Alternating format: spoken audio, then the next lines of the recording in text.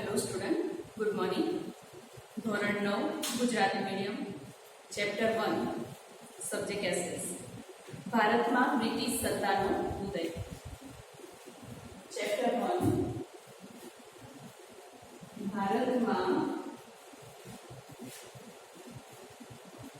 British સત્તાનો ઉદય। પહેલા તો ટાઇટલ સમજી લઈએ।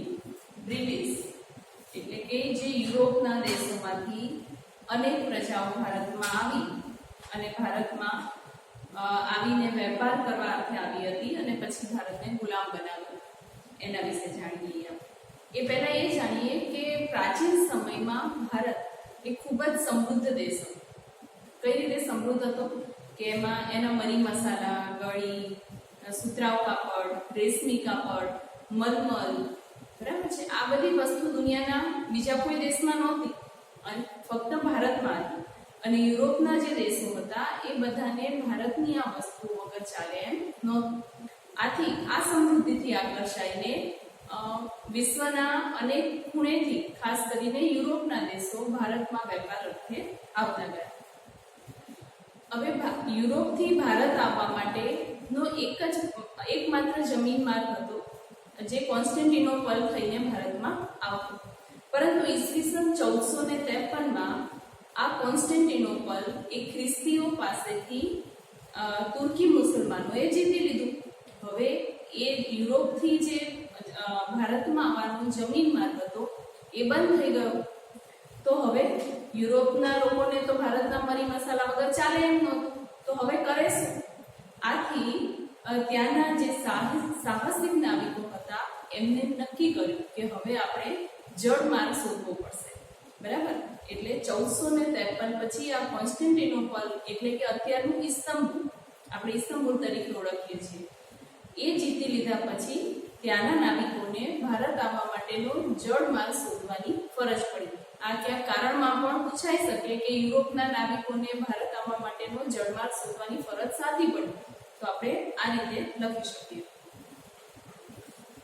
અને આ જે જળમાર્ગ શોધવાની શરૂઆત થઈ ત્યારથી જ જેથી વિશ્વમાં ભૌગોલિક સંશોધનનો યુગ જાણે શરૂ થયો, ઠીક છે।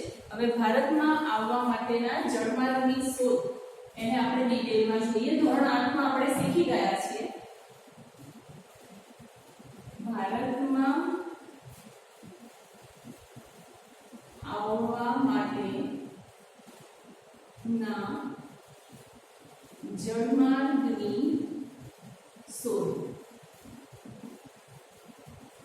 ધોરણ 8માં આ વસ્તુ આપણે શીખી ગયા કે પોર્ટુગલના રાજા પ્રિન્સ હેનરીની આર્થિક મદદથી નવા જળમાર્ગ શોધવા માટે ત્યાંના જે સાહસિક નાવિકો હતા એમને મોટિવેટ કરવામાં આવ્યા, એમને પ્રોત્સાહિત કરવામાં આવ્યા કે અમે તમને આર્થિક મદદ કરીશું। ત્યાંના જે રાજા હતા પ્રિન્સ હેનરી એમને મદદ કરી આર્થિક રીતે અને સાથે પ્રોત્સાહન પણ આપ્યું।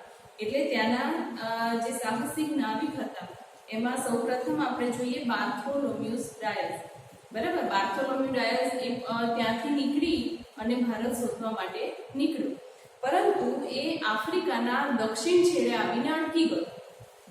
ત્યાંથી આગળ એને કશું સૂઝ્યું નહીં અને એ દક્ષિણ છેડે આવીને અટકી ગયો અને ત્યાં જ ચક્કર લગાવીને એ પાછો પોર્ટુગીઝ ગયો। એટલા માટે એ જે જગ્યાએ પહોંચ્યો ત્યાં સુધી એ પછી એને એવી આશા હતી કે અહીંયાથી હિન્દુસ્તાન જવા માટેનો કોઈ માર્ગ અવશ્ય મળશે। આથી એ જે સ્થળ હતું એનું નામ એને આપ્યું કેપ ઓફ ગુડ હોપ, એટલે કે સારી આશાની ભૂસી।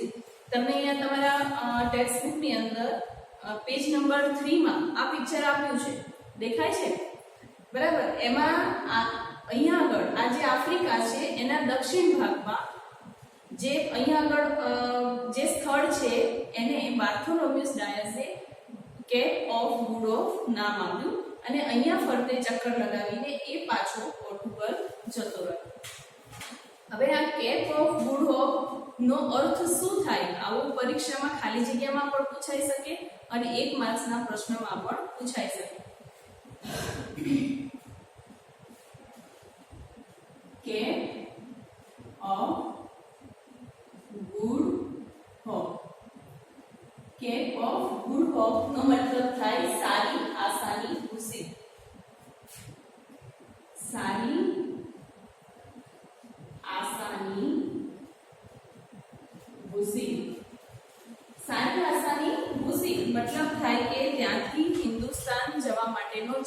મળશે એવી એક આશા જાગી. એ પછી સ્પેનના રાજાની આર્થિક મદદથી ક્રિસ્ટોફર કોલંબસ એને ભારત આવવા માટેનો જળમાર્ગ શોધવાનું બીડું ઝડપ્યું અને એ સાહસવીર એ 1492માં એટલાન્ટિક સમુદ્રમાંથી અત્યારનું જે વર્તમાન આપણું વેસ્ટ ઇન્ડિઝ છે ત્યાં આવીને અટકી ગયો. ત્યાં આવ્યા પછી એને એવું થયું કે મેં ભારત દેશ શોધી લીધો છે. 1492માં એ અત્યારનું જે આપણે વેસ્ટ ઇન્ડિઝ કહીએ છીએ ત્યાં આવીને અટક્યો અને તેને એવું થયું કે મેં ભારત શોધી લીધું છે. પરંતુ ખરેખર એ ભારત દેશ હતો નહીં, બરાબર. પણ એ જ્યાં સુધી કોલંબસ મૃત્યુ પામ્યો ત્યાં સુધી એ જ ભ્રમમાં હતો કે મેં ભારતની શોધ કરી, ભારત આવવા માટેના જળમાર્ગની શોધ કરી.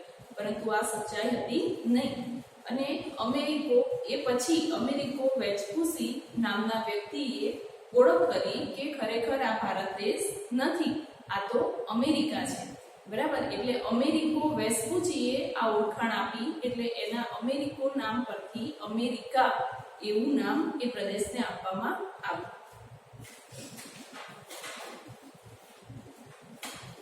પછી 1498માં વાસ્કો ગામા નામનો પોર્ટુગીઝ નાવિક એ જળમાર્ગ શોધવા માટે નીકળ્યો અને એ કેપ ઓફ ગુડ ઓફ થઈને અહીંયા તમને બતાવે છે. જો અહીંયા જે સ્થળ છે કેપ ઓફ પોર્ટુગીઝથી નીકળ્યો અને એ લિસ્બન બંદરેથી નીકળ્યો. આ પણ એક સમય પૂછાઈ શકે કે વાસ્કો ગામા પોર્ટુગલના કયા બંદરેથી નીકળ્યો? તો કયા બંદરેથી નીકળ્યો? એ લિસ્બન. વાસ્કો ગામા લિસ્બન બંદરેથી નીકળ્યો. લિસ્બન બંદર, ઓકે. અને કેપ ઓફ ગુડ ઓફ થઈને મોઝામ્બિક સુધી પહોંચ્યો. એ પછી એને કંઈ સૂઝ્યું નહીં કે આગળ કઈ રીતે જવું.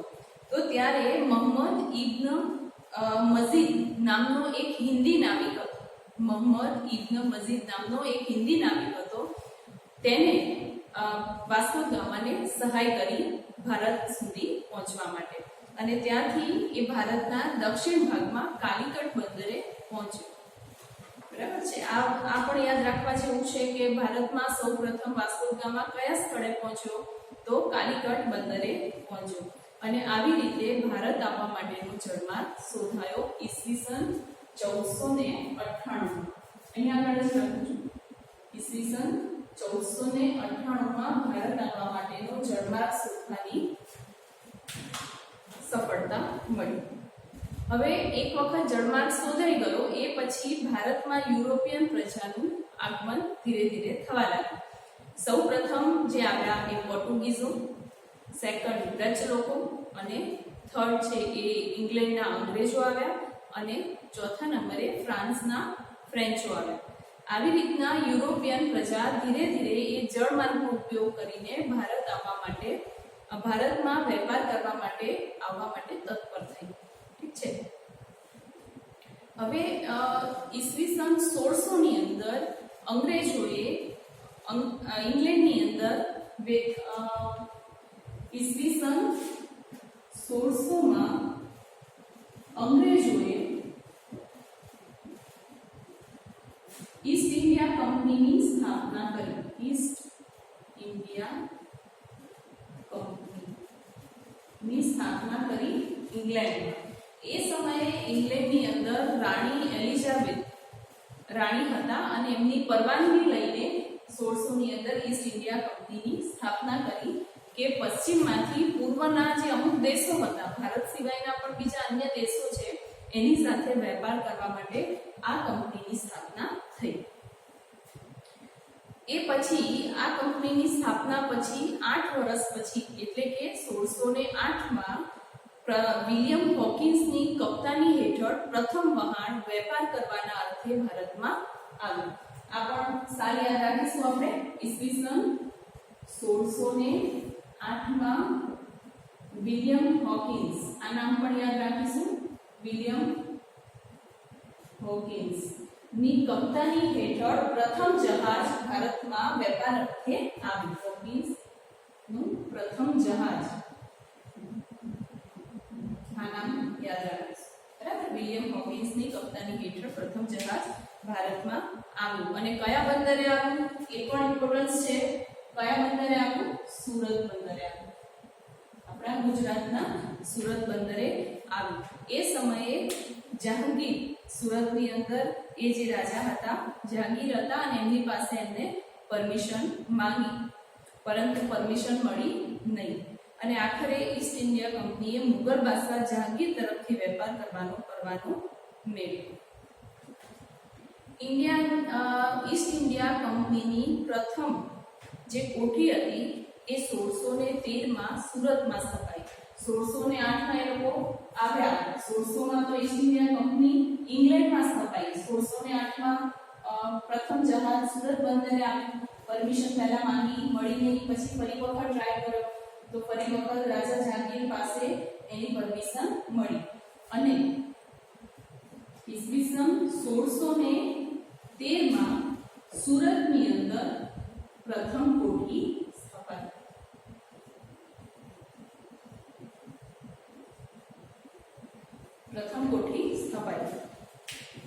અને આ 1613માં આ પ્રથમ કોઠી સ્થપાઈ. એ પછી અમદાવાદ છે, ભરૂચ છે, આવા અનેક જગ્યાઓએ પણ વેપાર અર્થે કોઠીઓ અંગ્રેજોએ સ્થાપી. પરંતુ એ સમય એવો હતો કે ત્યારે આખું ગુજરાત અને મહારાષ્ટ્ર બંને અલગ નહોતું. આખો પ્રદેશ એક જ નામે ઓળખાતો. તો ત્યારે ગુજરાતની અંદર પણ મરાઠાઓનું વર્ચસ્વ હતું અને મરાઠાઓ આ સાખી લે એમ નહોતા કે પોતાની ભૂમિ ઉપર કોઈ પરદેશી પ્રજા આવીને વેપાર કરે. આથી મરાઠાઓ સામે એ ફાયા નહીં અને એમને બંગાળ તરફ ઝંપલાવ્યું. એ પછી તેમણે મછલીપટ્ટમ એટલે અત્યારનું આપણે જે આંધ્રપ્રદેશ તરીકે ઓળખીએ છીએ એ પ્રદેશ, અને સેન્ટ જ્યોર્જ જે અત્યારે આપણે ચેન્નઈ મદ્રાસ કહીએ છીએ એ, અને ફોર્ટ વિલિયમ એટલે હાલનું કોલકાતા, આવા અનેક સ્થળોએ પણ એમની વેપારી કોઠીઓ સ્થાપી અને ધીરે ધીરે પોતાના વેપારનું વર્ચસ્વ છે વધારતા ગયા. અને મુંબઈને એમને વડું મથક બનાવ્યું, કારણ કે મુંબઈ એ દરિયા કિનારો એટલે પોતાને જહાજમાં માલ સામાન લઈ જવા લાવવા માટે અંગ્રેજો છે કાચો માલ આપણા દેશમાં તૈયાર કરતા અને પછી એ કાચો માલ આપણા દેશમાંથી લઈ જઈને ઇંગ્લેન્ડ લઈ જતા અને ત્યાં આગળ એની ઉપર આખી પ્રોડક્ટ કરીને પછી ભારતમાં પછી એક બહુ ઊંચા ભાવે વેચતા. આ આપણે અગાઉના ધોરણમાં શીખી ગયા છીએ. તો મુંબઈને એમને વડું મથક બનાવ્યું ઈસવીસન 1687. હવે 1668માં ભારતમાં ફ્રેન્ચો આવ્યા. ફ્રેન્ચોએ પણ ઈસ્ટ ઇન્ડિયા કંપનીની સ્થાપના કરી અને પોતે માહે, કરાઈકલ, પોંડિચેરી, ચંદ્રનગર અને મછલીપટ્ટમમાં એમને પોતાની કોઠીઓ સ્થાપી. અને એ સમયે બે પ્રજા બહુ શક્તિશાળી ગણાતી, એક તો ફ્રેન્ચો અને એક અંગ્રેજો. તો આ બંને પ્રજા જ્યારે ભારતમાં આવી ત્યારે બંને વચ્ચે સતત સંઘર્ષ થયા. ભારતમાં પોતાનો વેપારી સત્તા અને પોતાની જે કંઈ પણ સત્તા છે એનું વર્ચસ્વ સ્થાપવા માટે. તો ભારતમાં 1746 થી 1763 સુધીમાં બ્રિટિશ ઈસ્ટ ઇન્ડિયા કંપની અને ફ્રેન્ચ ઈસ્ટ ઇન્ડિયા કંપની વચ્ચે 3 વખત યુદ્ધ થયા અને એ યુદ્ધમાં અંગ્રેજોની જીત થઈ અને ફ્રેન્ચો હારી ગયા. આથી ફ્રેન્ચો પાસે દીવ, દમણ અને ગોવા આ ત્રણ પ્રદેશની સત્તા રહી, બાકી બધે અંગ્રેજોની સત્તા વ્યાપી.